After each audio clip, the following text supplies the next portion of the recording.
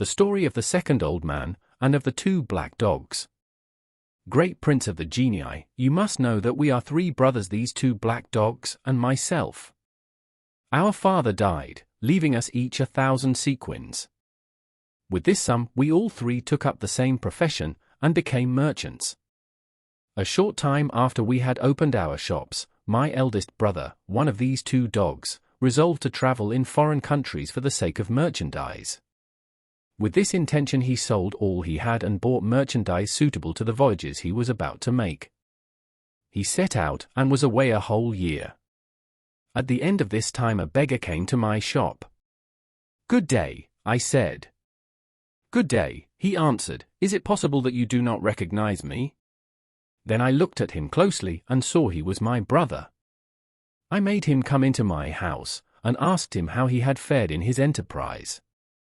"Do not question me," he replied. "See me, you see all I have. It would but renew my trouble to tell of all the misfortunes that have befallen me in a year, and have brought me to this state."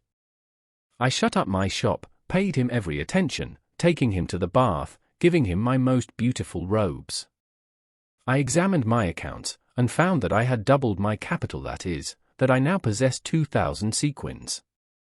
I gave my brother half, saying, "Now, brother, you can forget your losses." He accepted them with joy, and we lived together as we had before. Some time afterwards my second brother wished also to sell his business and travel. My eldest brother and I did all we could to dissuade him, but it was of no use. He joined a caravan and set out. He came back at the end of a year in the same state as his elder brother. I took care of him, and as I had 1,000 sequins to spare I gave them to him, and he reopened his shop. One day, my 2 brothers came to me to propose that we should make a journey and trade. At first I refused to go. "You traveled," I said, "and what did you gain?" But they came to me repeatedly, and after having held out for 5 years I at last gave way. But when they had made their preparation, and they began to buy the merchandise we needed, they found they had spent every piece of the 1,000 sequins I had given them. I did not reproach them. I divided my 6,000 sequins with them, giving 1,000 to each and keeping 1 for myself, and the other 3 I buried in a corner of my house. We bought merchandise, loaded a vessel with it, and set forth with a favorable wind. After 2 months' sailing, we arrived at a seaport, where we disembarked and did a great trade. Then we bought the merchandise of the country, and were just going to sail once more, when I was stopped on the shore by a beautiful though poorly dressed woman. She came up to me, kissed my hand, and implored me to marry her, and take her on board. At first I refused, but she begged so hard and promised to be such a good wife to me, that at last I consented. I got her some beautiful dresses, and after having married her, we embarked and set sail. During the voyage, I discovered so many good qualities in my wife that I began to love her more and more. But my brothers began to be jealous of my prosperity, and set to work to plot against my life. One night when we were sleeping they threw my wife and myself into the sea. My wife, however, was a fairy, and so she did not let me drown, but transported me to an island.